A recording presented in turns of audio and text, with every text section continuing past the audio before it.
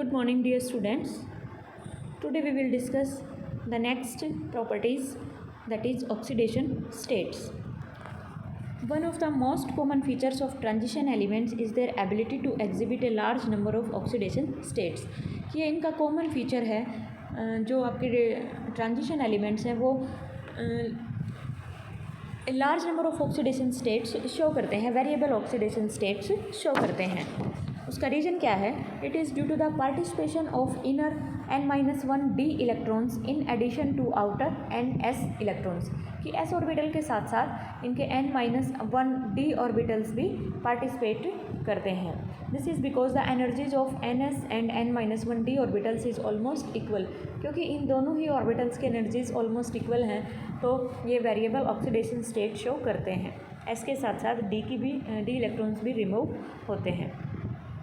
For first 5 elements of first transition series up to manganese the minimum oxidation state is given by the number of ns electrons and maximum oxidation state is the sum of ns and n-1d electrons. ये क्या कह रहा है कि जो first transition series है उसके first 5 elements हैं मैग्नीज तक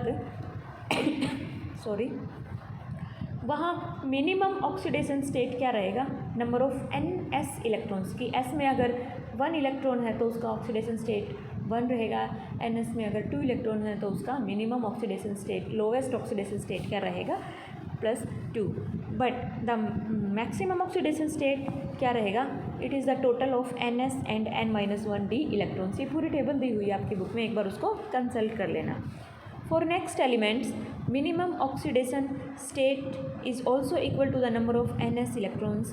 However, the maximum oxidation state is not related to electronic configuration. क्या कह रहा है कि फर्स्ट 5 एलिमेंट्स का हमने देखा था, उसके बाद जो हायर एलिमेंट्स हैं उन केस में अगर देखेंगे तो वहाँ मिनिमम ऑक्सीडेशन स्टेट तो ns के इक्वल ही रहेगा, बट मैक्सिमम ऑक्सीडेशन स्टेट जो रहेगा वो हमारा रिलेटेड नहीं होगा इलेक्ट्रॉनिक कॉन्फ़िगरेशन के साथ. अगर हम आयरन की बात करें, for iron +2 and +3 states are most common. +4, +5, +6 are rarely known, but +8 is unknown. कि आयरन के लिए +8 नहीं होगा. However +8 is important in other 2 members of iron family. But जो सेकंड और थर्ड ट्रांजिशन सीरीज़ है उसमें आयरन फैमिली के जो मेंबर हैं रुदीनियम एंड ऑस्मियम, उनके लिए +8 जो है बहुत इंपॉर्टेंट ऑक्सीडेशन स्टेट है. उनके कई कंपाउंड्स की फॉर्मेशन होती है +8 ऑक्सीडेशन स्टेट में.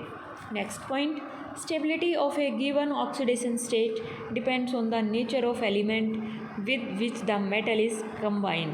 कि किसी भी ऑक्सीडेशन स्टेट की स्टेबिलिटी किस बात पर डिपेंड करेगी कि वो जो ट्रांजिशन मेटल है उसने दूसरे किस एलिमेंट के साथ अपना कंपाउंड बनाया है.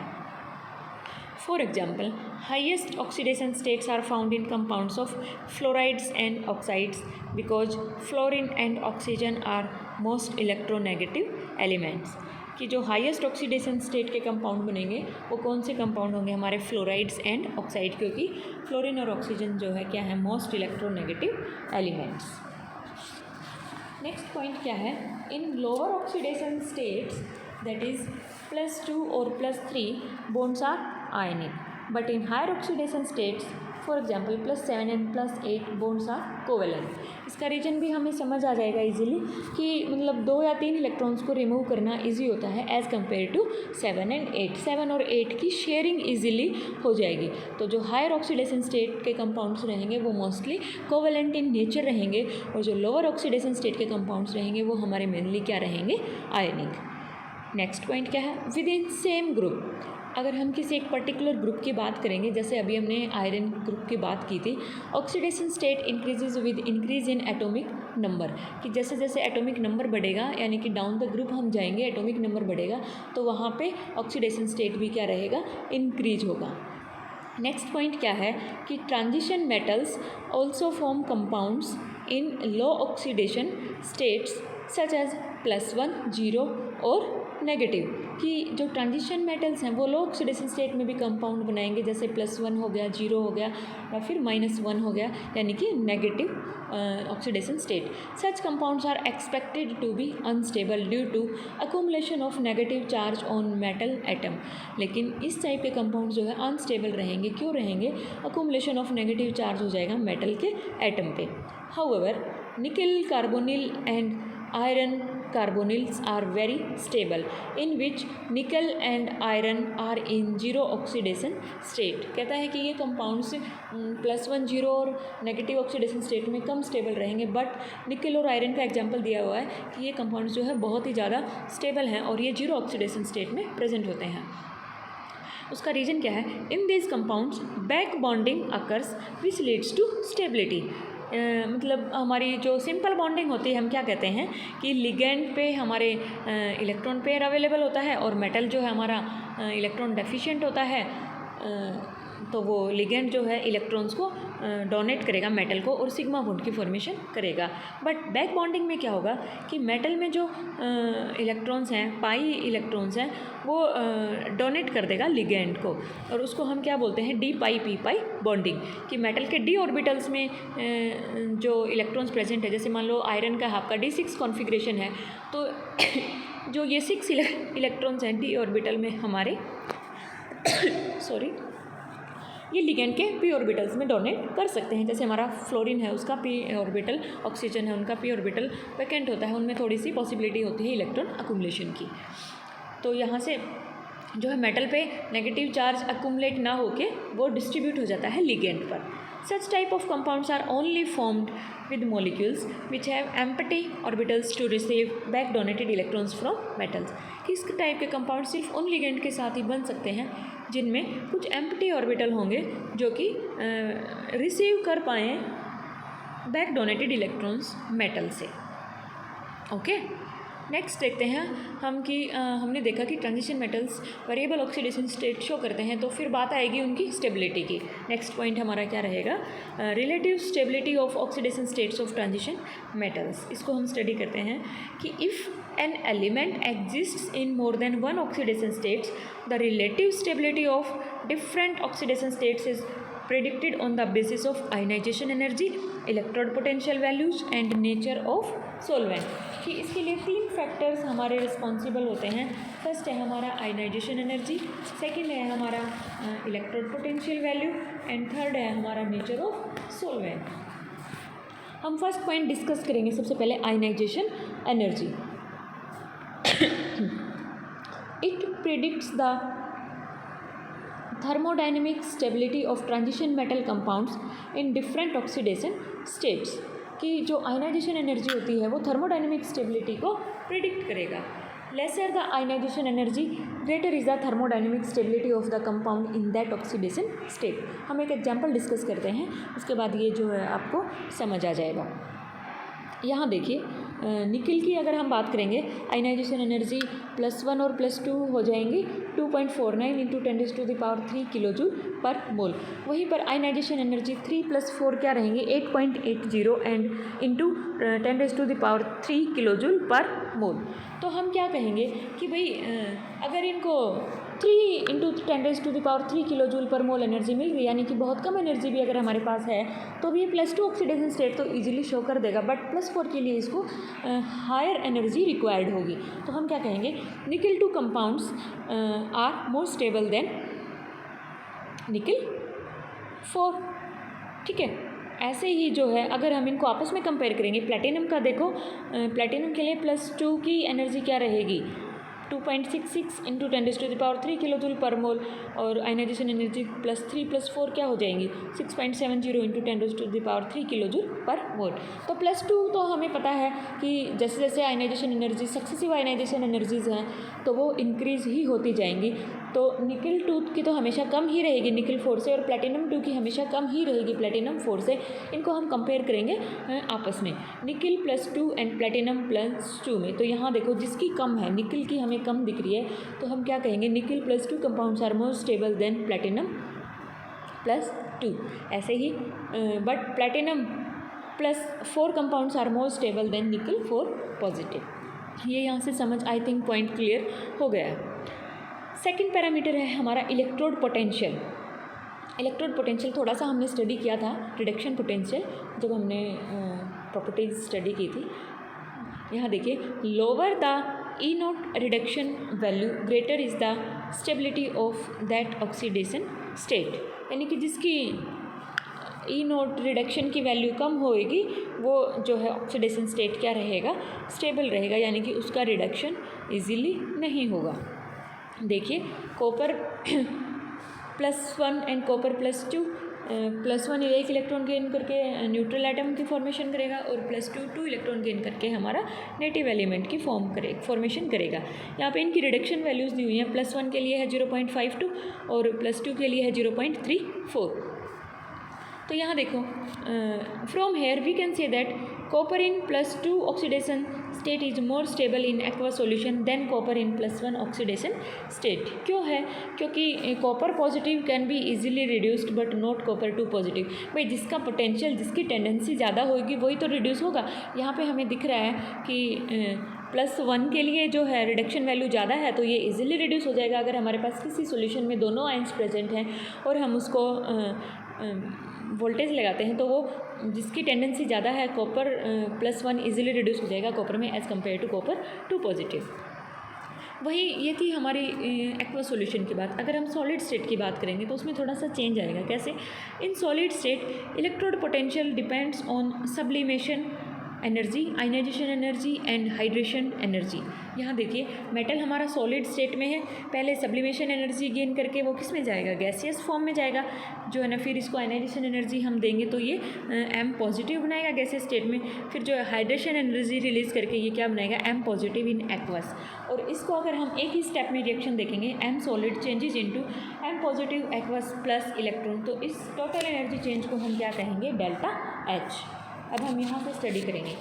The overall energy change is delta H is equal to delta H sublimation plus ionisation energy plus delta H hydration, यानी हाइड्रेशन एंथैल्पी। यहाँ से देखो, smaller the value of total energy change for a particular oxidation state in aqua solution greater will be the stability of that oxidation state, कि जिसकी energy जितनी कम change होगी वही oxidation state हमारा क्या रहेगा, ज़्यादा stable.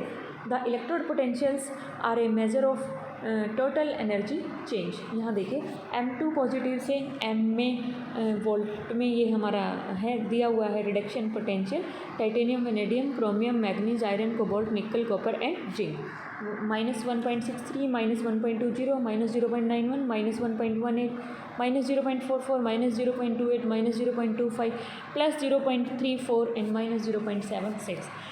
Observed values of E nought shows following conclusions. यहाँ से देखिए, हम कुछ पॉइंट्स कंक्लूड करेंगे। फर्स्ट पॉइंट क्या है, there is no regular trend in this value. जी हमें दिख रहा है कहीं रिडक्शन पोटेंशियल की वैल्यू इंक्रीज हो रही है, कहीं डिक्रीज हो रही है, कहीं पॉजिटिव है, कहीं नेगेटिव है, तो कोई रेगुलर ट्रेंड यहाँ पर नहीं है।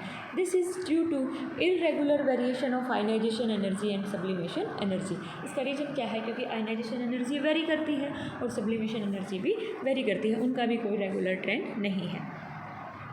Then E nought for manganese, nickel and zinc are more negative than expected. यहाँ से देखिए, मैग्नीज का नेगेटिव में इंक्रीज हो गया, देन निकल का भी एंड देन जिंक का।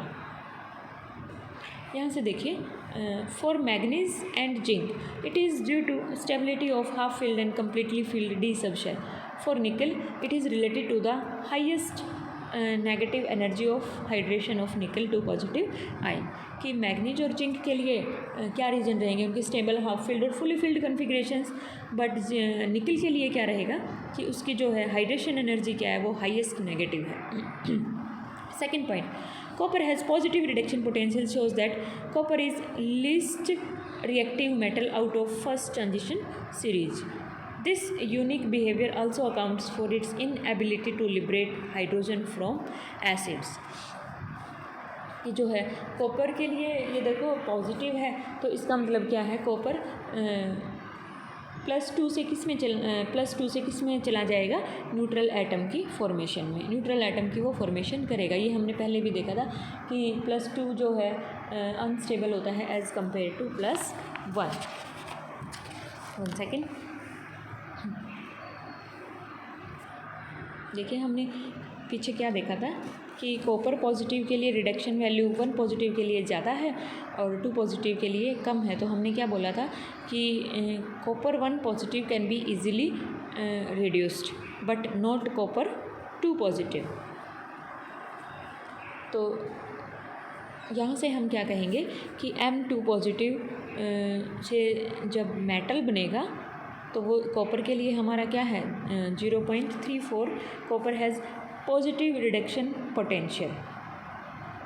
ओके, नेक्स्ट पॉइंट क्या है, zinc has low electrode potential due to very high ionisation energy, कि जिंक के लिए आयनाइजेशन एनर्जी बहुत ज़्यादा होती है। तो हम क्या कहेंगे कि इसके लिए माइनस क्या हो रहा है हमारा reduction potential. Although it has low enthalpy of atomisation and fairly large hydration energy, कि इसके लिए एंथैल्पी ऑफ एटमाइजेशन तो लो रहेगी और हाइड्रेशन एनर्जी क्या रहेगी, थोड़ी सी ज़्यादा रहेगी, फेयरली लार्ज। ओके बेटा, नेक्स्ट पॉइंट क्या है हमारा, electrode potentials of transition metals are low in comparison to group 2 elements. जैसे कैल्शियम के लिए क्या होता है हमारा -2.87 वोल्ट। तो इनके लिए अगर हम देखेंगे तो नेगेटिव में जो इलेक्ट्रोड पोटेंशियल्स हैं वो कम है as compare to S block elements. Compare to group 2 these elements have fairly large ionisation energy and very large enthalpies of atomization. These reduce their electrode potentials though their hydration energies are large. ये कुछ points मैंने conclude करके लिखे हुए हैं ताकि book से आपको कन्फ्यूजन ना हो, एक बार इनकी प्रैक्टिस करना। नेक्स्ट और लास्ट पॉइंट क्या है जो ऑक्सीडेशन स्टेट को अफेक्ट करेगा, nature of solvent. Stability of an oxidation state also depends upon nature of solvent which may itself be susceptible to oxidation or reduction under appropriate conditions, कि nature of solvent पे भी depend करेगा, जो खुद भी susceptible होता है oxidation या फिर रिडक्शन के लिए।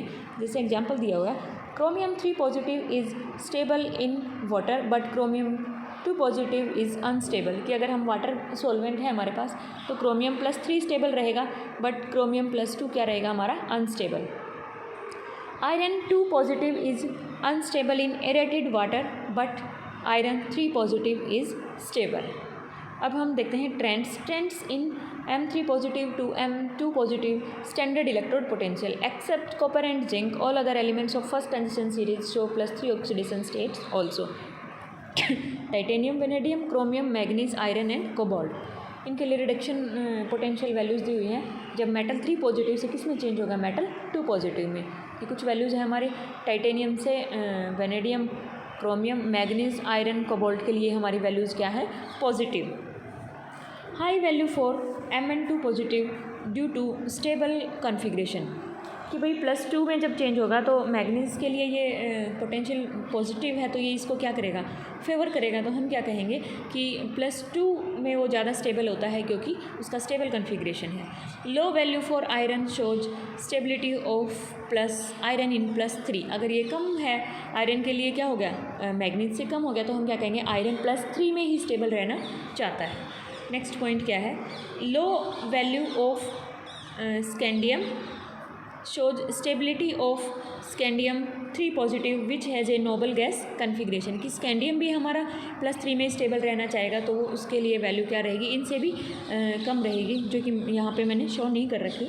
नेक्स्ट क्या है, comparatively low value in negative is related to the stability of vanadium 2 positive.